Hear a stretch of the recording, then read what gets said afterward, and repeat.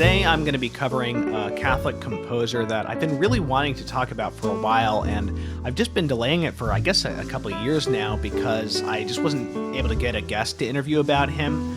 But I decided to just go ahead and do a solo episode, so no guest today, just me talking about this amazing composer, Jan Dismas Zelenka. And you already know he's amazing just because of that middle name, Dismas, after, of course, the good thief. That was a confirmation name that he chose. What drew me into this composer is reading. I think I had come across his Wikipedia page a few years ago and read that he's sometimes been called the Catholic Bach. So that's kind of an interesting nickname, and I was, intrigued by that because Bach is probably my favorite composer, but of course he's a Lutheran. I'm a Catholic. He's also been called the Czech Bach because he was from Bohemia, although he worked in Dresden for most of his career. So why is he called the Catholic Bach? I think mainly because he's considered to be a comparably brilliant composer to Bach in the same era. It's kind of a shorthand for saying this is a lesser known composer than Bach, but he is similar to him in some ways and really on par with him as a composer. And I have to really agree with this on having listened to some of his music. A lot of people who have investigated Zelenka's music think that, even though he's not that well known even today. Why else the Catholic Bach? They were roughly contemporary. I think Bach's dates are 1685 to 1750, and Zelenka's dates are 1679 to 1745. So he's just a few years older than Bach. And also they knew each other personally, which I'll talk about a little bit more in a minute. They both worked together in Dresden at the same time. So there's actually not a ton that we know about Zelenka as a personality. We know quite a bit about his career and the conditions under which he worked. But not so much about what kind of guy he was. We don't even have an image of him. There's no surviving portrait. There's no record of him ever having married or had kids. So there wasn't a family to sort of carry on his remembrance as a man. So a lot of the information we have is about the context in which he worked. But a lot of that information is very, very interesting from a Catholic, cultural and musical history of Catholic Europe perspective. And my main source for this, I'm just going on basically this biography from the year 2000 by Jesuit Drama, an Australian music professor, and she was also nice enough to correspond with me a little bit and give me some recommendations as to what music I should look at by him, and that's informed my choices of some of the music. Of course, yes, I'm going to play you some of his pieces in this episode. Wouldn't be a very good music episode without that. So you're going to hear a few of his pieces. I'm going to talk to you about his life and times, just some of the more interesting points I found in Stockake's biography. Now, I said we don't have a lot of info about his personality, but there's sort of for Zelenka heads, this is the notable passage that was written about him in the century by a writer in the century after his death, so in the 1800s.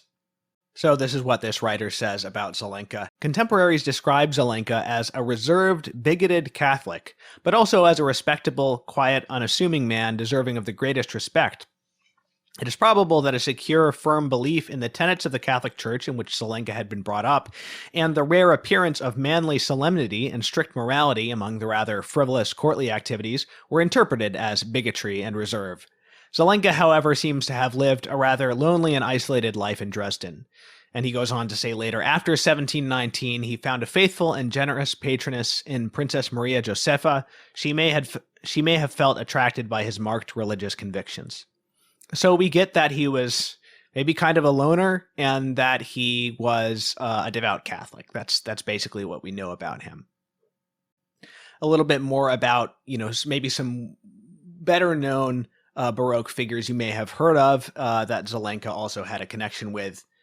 Again, I mentioned Bach. Of course, I'm talking about the most famous Bach, Johann Sebastian Bach. We know that they know each other. And CPE Bach, Johann Sebastian's son, listed Zelenka as one of 10 contemporary composers who were known and admired by his father. And also we know that another Bach son, Wilhelm Friedemann Bach, copied Zelenka's Magnificat score for his father. So there's some mutual interest there. And also, I've read that there was some collaboration of some kind between Bach and Zelenka. And I've never been able to quite nail down what the nature of that collaboration was. I don't think anybody's saying that they composed works together or anything like that, but I think maybe, Zelenka may have given some Bach some advice or something, as someone who had come to the Dresden court later than he did. So that's about all we know about the connection between them, but there was one. And also some other major Baroque figures. Zelenka taught Johann Joachim Quantz. If you don't know who he is, he was a really famous Baroque flute player who wrote a treatise that comes down to us, which is one of the most important sources of information for the way that Baroque performance practice worked. It's called On Playing the Flute by Quantz. And he was also friends with a very well-known Baroque composer, George Philipp Telemann, also with Johann George Pisendel and Silvius Leopold Weiss. I know a lot of you guys may not have heard of these, so I'm just mentioning those names for the Baroque people out there. Now, before going too much longer, I want to go ahead and play you some of Zelenka's music. And my first exposure to his music was the same as many people's. So Zelenka was forgotten largely for a couple centuries after his death. People weren't really playing his music or talking about him as one of the great Baroque composers. But there was a revival of interest in him in the 1960s when his 6 instrumental sonatas, especially featuring the oboe and bassoon, his trio sonatas, were sort of rediscovered in the 1960s and recognized as works of a very high quality. And that kind of kicked off a boom of interest in Zelenka, even though he's still not that well known out of sort of Baroque music fans. And since then, a great deal of his music has been recorded. These sonatas are also noteworthy because they're among the only instrumental music Zelenka composed. Now, Bach wrote a variety of genres of music in both instrumental and secular and sacred music, whereas Zelenka's career was almost entirely in the context of sacred music. But anyway, I'm going to start off playing you a couple of different movements, a couple of my favorite movements from his trio sonatas, from 2 different sonatas. And these were composed in the early 1720s, and this recording is from an album, a complete recording of the 6 sonatas by Ensemble Zafiro, and thank you very much to them for allowing me to use these recordings in this podcast. So first, starting with something lively, from his trio sonata in F, the first movement, Allegro.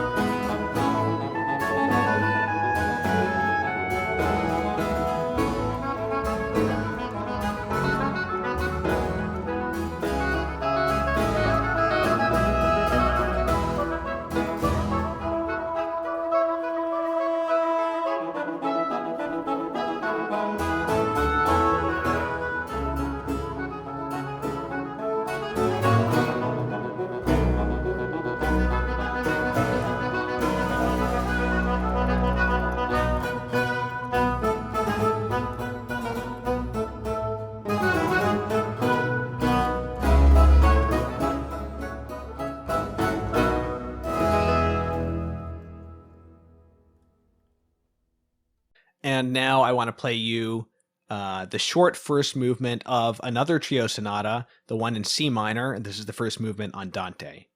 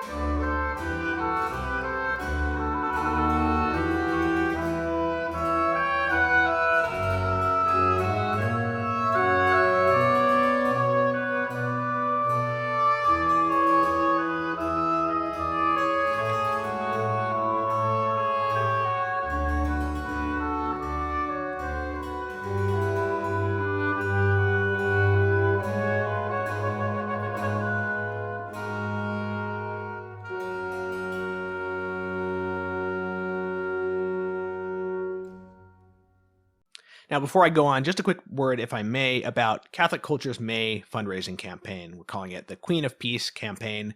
There's a lot of need for peace in the church, not just in the, sort of geopolitical sphere, but in the church, in our own souls. So that's why we chose to emphasize that theme when Catholic media, and especially social media, tends to rob us of our peace. Catholic Culture is the producer of the Catholic Culture podcast. It's a nonprofit Catholic apostolate. If you find yourself benefiting from the Catholic Culture podcast or any of our podcasts, our YouTube channel, audiobooks, all the stuff on our website, our news, our commentary, our liturgical year resources, our library, any of that stuff, please do consider donating to help us continue into the remainder of 2024. We're trying to meet a $50,000 donation goal for this period of May. If you want to help out, we do really appreciate it. Go to catholicculture.org/donate/audio so we will know that you are a podcast listener sending in your donation. And we pray for our benefactors daily. I pray for all of my listeners daily, but of course for the benefactors, for the donors. God bless you, and on with the show. Now, I'm not really going to do musical analysis in this episode. For one thing, I myself am not any kind of expert on Baroque counterpoint, but I just want to say a little bit about what I like about Zelenka in very general terms. And what I like about Zelenka is really kind of the same things that I love about Bach.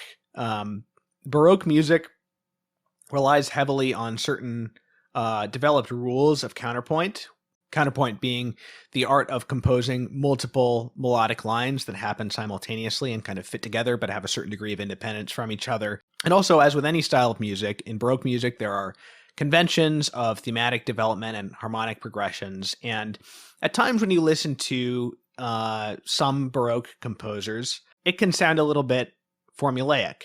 But with Zelenka and Bach, there's both this very, very, very high level of order, and there's also this very high level of surprise. There's a remark that the great jazz pianist, and he also recorded a lot of classical music, Keith Jarrett, made about his love for practicing Bach's music. And he said something like, if I recall, that when you play Bach's music on the piano, it sort of hypnotizes you, but then it is continually breaking you out of that hypnosis. So there's that order, and then those constant little jolts of surprise that happen within the order. So to me, Baroque music at its best has this kind of inexorable quality, but also it's like inexorable but playfully logical at the same time. And it's like this purely musical order. At least that's how I hear it. In Zelenka, there's also kind of just a sharpness to the melodic lines that I really enjoy. I find it piquant, to use a pretentious sounding word. And he just kind of slices and dices you sometimes, every which way, with these kind of angular, fast phrases in some of his music. And again, there's sort of like an unpredictable adventurousness in the harmony. His music is also quite rhythmically interesting, as well as is Bach's. Okay, so I'll get into his life and times a bit then. Zelenka was from a line of well-known Bohemian musicians at the time, and this was a time when a lot of Bohemian musicians were successful throughout Europe. There was just something in the way that they were educated in the musical culture in Bohemia that was turning out a lot of really highly accomplished musicians who were able to go elsewhere, places like Saxony, where Zelenka mostly worked, and have a good career. And in Zelenka's early career, he composed works for the Jesuit colleges in Prague. His connection with the Jesuits is a really important part of his religious life and also his musical context, as we'll see. And he was, in his early years, in his early career, informed by Jesuit drama, which is really something I had never heard of before reading this biography of Zelenka. So this is one of the interesting features of it for me. There was this tradition of Jesuit drama, apparently, which flourished at Jesuit colleges in the 16th through 18th centuries and was later kind of suppressed. But this was partly done as a way of improving oral Latin skills for priestly formation. But it took the form of the students putting on these very elaborate musical plays, usually based on the Bible or saints' lives, that would be performed by students, but not just in the colleges, but even at the Habsburg court in Vienna. And so that's part of Zelenka's formation, and we do find him involved in some musical drama in one of his most famous moments of his career.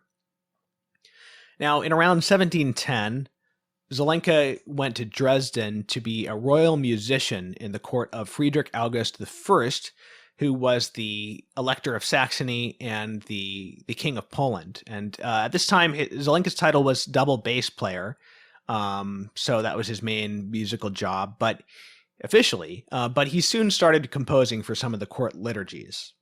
Now, you may be thinking, Dresden, isn't that a Lutheran town? Why would there be, a Catholic liturgical music scene in Dresden? Well, this was 2 years after the establishment of a Catholic court chapel in Dresden.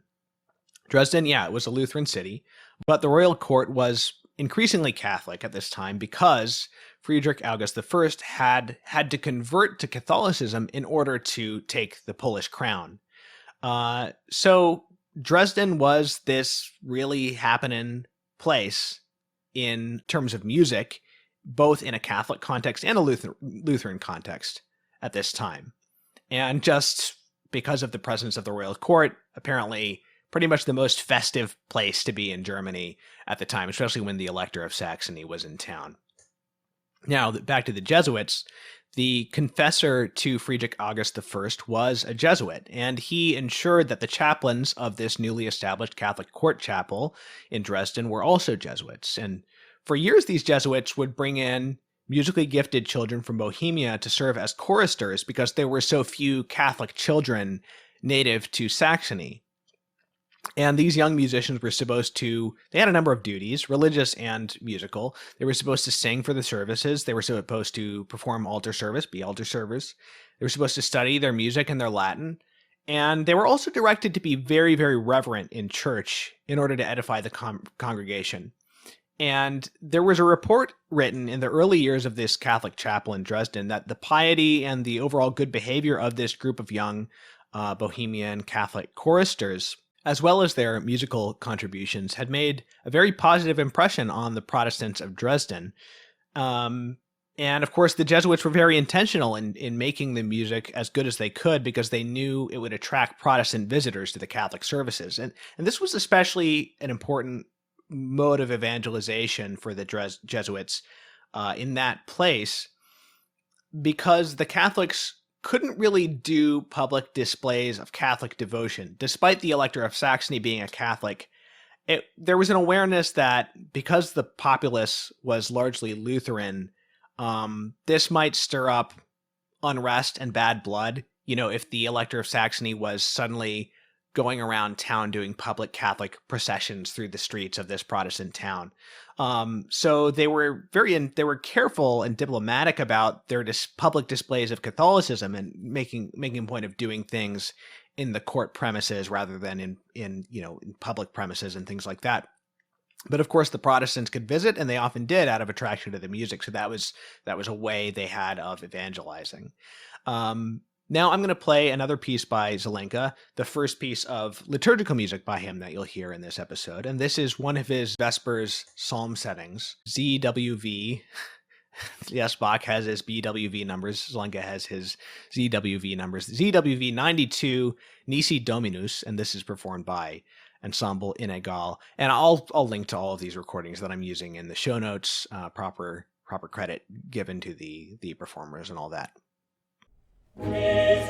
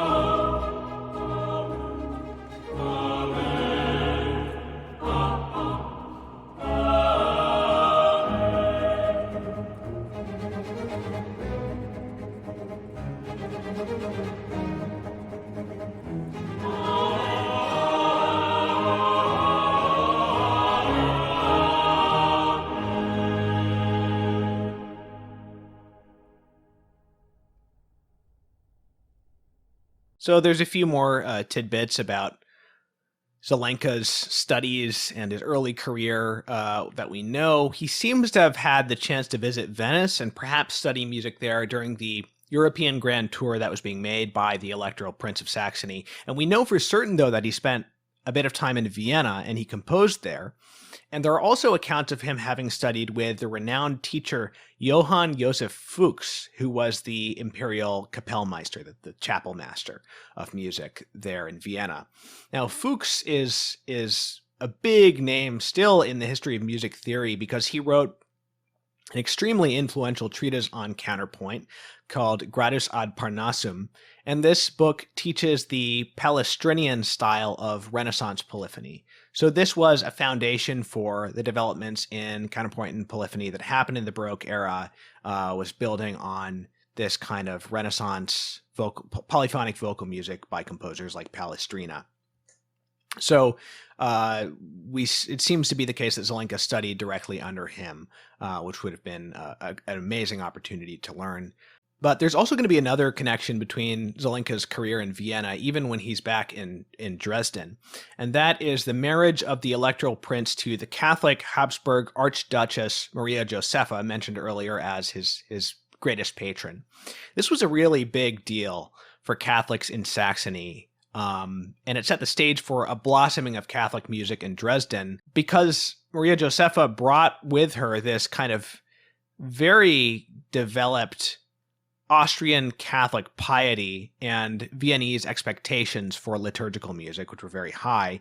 Again, her husband was just a new convert, arguably converted for political reasons, but she's the one who's bringing in this real history and this legacy of a certain mode of piety, which included things like Eucharistic adoration, glorification of Mary as Queen of Heaven, veneration of the cross, and some very important feast days like Corpus Christi and the Feast of St. Francis Xavier, again, because of the Jesuit connection to the court. These were things that were emphasized in her religious life and shaped the Catholic court life there.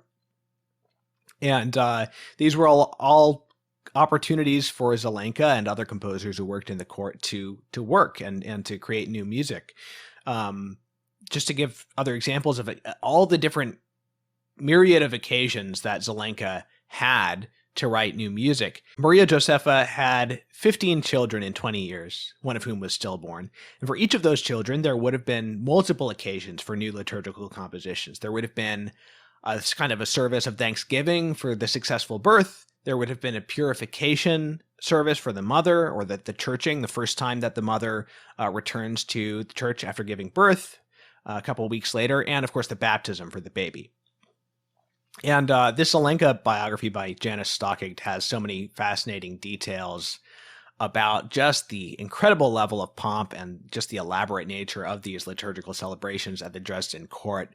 It's got a lot of great descriptions. Just as one example, in Holy Week, every year there would be this magnificent large sepulchre that they would erect in the chapel on Good Friday. On top of this, the Blessed Sacrament would be displayed. And the one that they built in 1718 featured a monstrance that was adorned by the king with 1,770 diamonds. So this is just a really amazing level of pomp and circumstance in the Royal Chapel. Another major kind of very involved musical event that Zelenka took part in was probably the most high profile thing that he ever did actually in his career. Was in 1723, there was the coronation of the King and Queen of Bohemia, the Holy Roman Emperor Charles VI and his Empress. And the Jesuits in Prague organized a drama of the type that I mentioned earlier that were performed at their colleges across Europe. And Zelenka composed and directed the music for this. This was called, the name of it in Latin is Sub Olia Pacis, Melodrama de Sancto Wenceslau. So this was a play about the history of St. Wenceslas, but it sort of uses the history of St. Wenceslas to affirm the legitimacy of the coronation of the Habsburgs as the King and Queen of Bohemia. This was performed in the presence of the King and Queen in the auditorium of the Clementinum College in Prague, and it was very well received. It had aspects of opera, aspects of Jesuit drama, spoken text, songs, and even portions of it in ballet. I think there are 150 performers. Of course, he composed quite a lot of masses, but also the Vespers psalm settings, one of which I played for you before, motets, Te Deums, lamentations for Holy Week, Good Friday, etc. But also litanies. You know, when we sing litanies today, we're used to just singing sort of a standard, chant melody for those. But he composed a number of really involved, elaborate compositions for settings of litanies. And these would be, litanies of Loretto, for instance, but also litanies of St. Francis Xavier, which, if the litany is kind of a rare genre of musical composition, then a litany specifically to St. Francis Xavier is an even rarer one, right? So that's kind of interesting in itself. Now, Zelenka received little recognition for his liturgical compositions from the early 1720s and 30s. His official position was more of a chamber musician, like I said, a double bass player, even though he had taken on increasing responsibilities as a composer and a director for 4 years after the death of the other court composer and Kapellmeister, a man named Heineken. He never quite got the job title and the recognition that he wanted. He requested to be given the position of Kapellmeister because he had already been doing this job de facto for 4 years, but he never received it, although he did get the title of church composer. So he finally did get official recognition as a composer, not just a bass player who happened to compose. And he shared this position at the Dresden court with J.S. Bach. So they technically had the same job there for a while, church composer. I want to play you another of his pieces, and this is one of his best-known pieces. I won't play the whole thing. I think the whole thing's about 15 minutes long. But this is Zelenka's Miserere, which I am going to play you the very beginning of.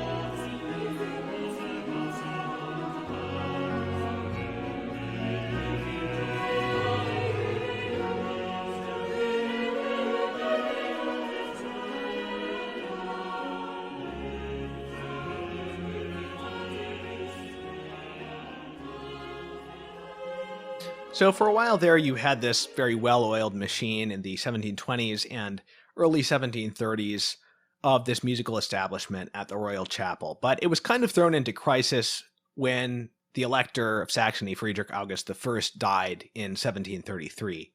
The new regime after him was certainly musical, but their tastes were different. The new regime had a taste for the new style of opera of the time, which Zelenka wasn't really his thing. And also the new elector, Friedrich August II, was often absent from Dresden. So the main audience for the chapel musicians were the royal children. At least as far as royalty was concerned, the ones who would be in attendance most of the time were just the kids who were there in Dresden. So there wasn't as much opportunity for real appreciation and patronage.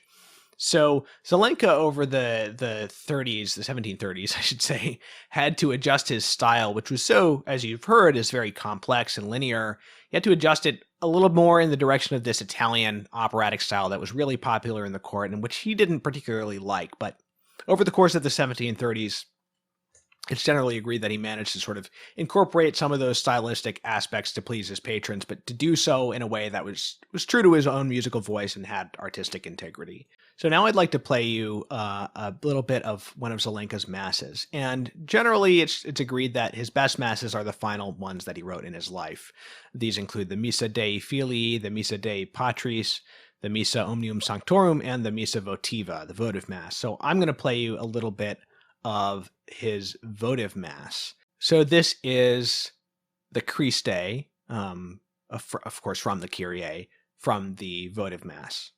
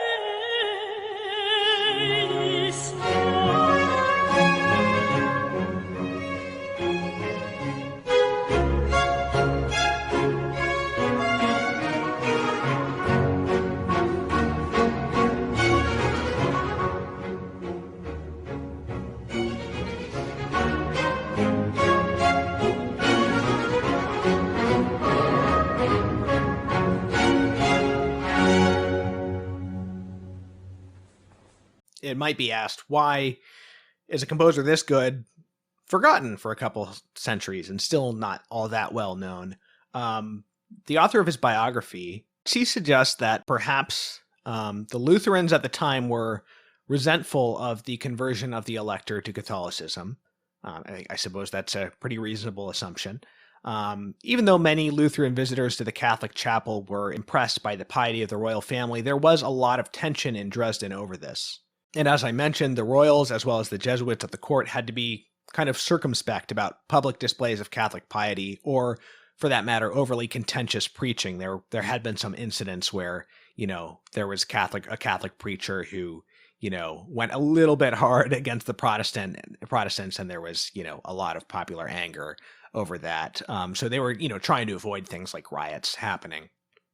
And then Stocking suggests that some in later generations associated Zelenka's music with what they considered to be this archaic or even medieval, quote unquote, piety of the Habsburgs. So, and as she puts it, insofar as Germans were doing revival events of earlier German music, say in the 1800s, there wouldn't have been any place for litanies to St. Francis Xavier in those musical revivals because of the Protestant culture in Germany at the time. Zelenka's mass settings, she mentions, even have a specifically sort of counter-Reformation quality, even in what lines of the creed that he would choose to emphasize in his various mass settings.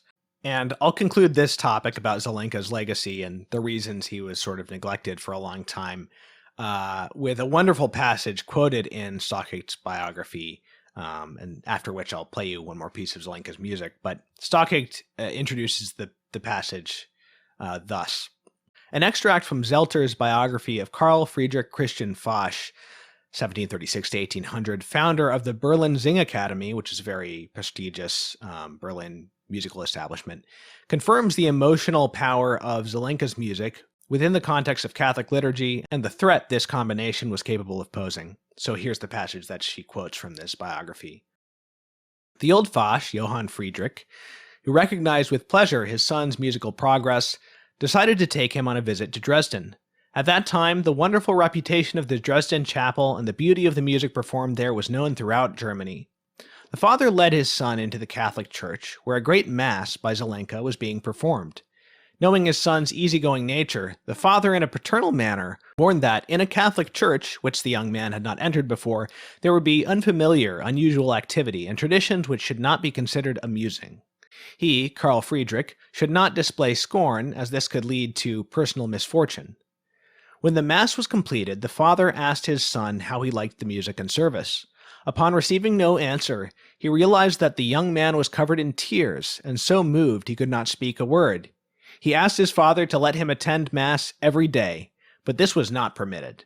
The father, an enthusiastic and religious Lutheran, realized that his son was more pleased with the Catholic service than he himself would have liked. Hasse being another important musician and contemporary of Zelenka in the Dresden court, Hasse, who had converted to Catholicism for the sake of his wife, the famous Faustina, had set an example that Foch detested. He was afraid that this might stimulate his son to copy the example. A friend was willing to keep Carl Friedrich in Dresden for a year, but it was not allowed. Now, on that point, maybe something I should have mentioned earlier. Personally, I don't particularly want to hear this kind of highly orchestral music in a setting of an actual mass. I'm glad it exists to listen to. I love it. To me, I would probably find it on most occasions distracting from the actual liturgy, from prayer. But apparently that's not how people at the time necessarily experienced it, because from this passage, we get the impression that this was used as a tool for evangelization, and this actually could have that effect. So I kind of love that as little as we know about Zelenka's personality, we have this, and as much as he was, neglected for a while, we have this account of the very powerful effect of his liturgical music on the people listening, even on non-Catholics. It's just unfortunate that this young man's father would not let him keep going to Mass every day. To close out this episode, I'm going to play an excerpt from one of Zelenka's litanies, the Litany of Loretto, ZWV 152, and this is dedicated to Mary under the title of Salus Infirmorum, Health of the Sick. And this is just the opening of the first movement, the Kyrie, at the beginning of the litany.